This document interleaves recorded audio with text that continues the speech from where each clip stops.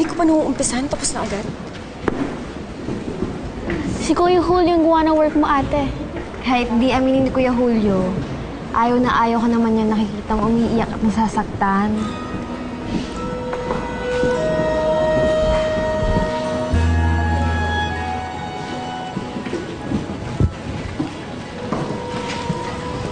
Ate, lumabas ka na tsaka gawin mo yung inuutos sa'yo ni Badan sa kabila.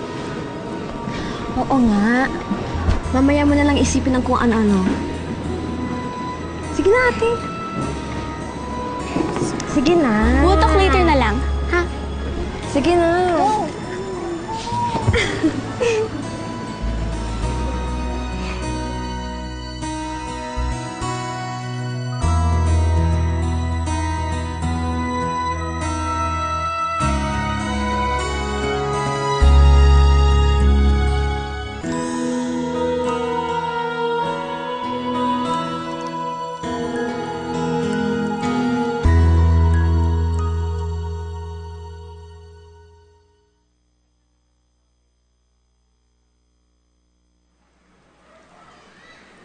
Oh, Pag-asa!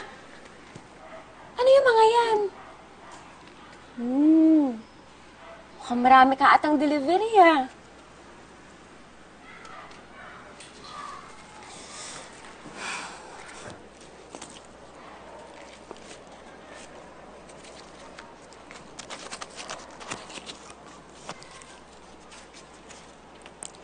Dear God, sana maging masaya ni sa Ate Maricel. Kasi kami, palagi niya pong pinapasaya.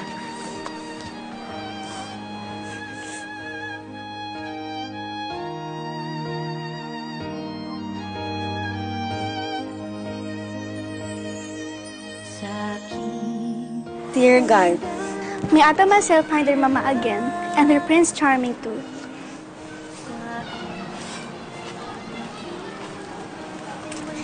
Dear God, maraming salamat po. Binigay niyo po sa amin si Ate Maricel.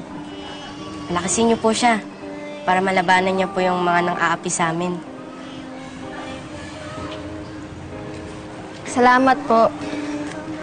At binigyan mo po ako ng isa pang ate. Nagtsatsaga sa amin. Kahit sinungiktan ko siya dati. Apa Jesus, huwag mo po ilayo sa amin si Ate Maricel. Kasi po, love na love namin siya. Para na po namin siyang nanay. Siya po ang mamasel namin.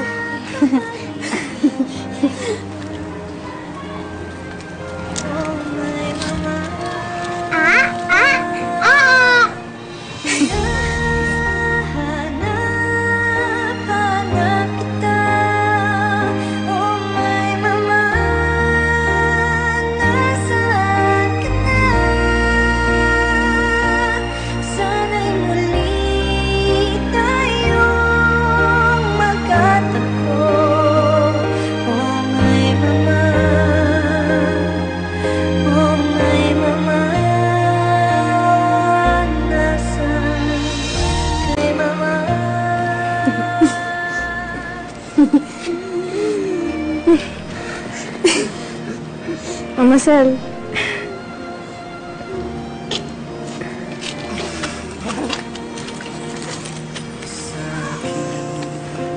Landas, iwalang gabay sa aking paglaki ay walang umalalay.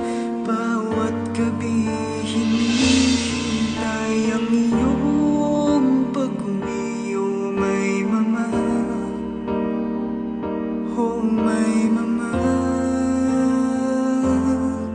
Okay, pala ang buhay na sabik-sabik. Salamat sa inyo. Naiyak na naman ako eh. Pero pinasaya niyo ako.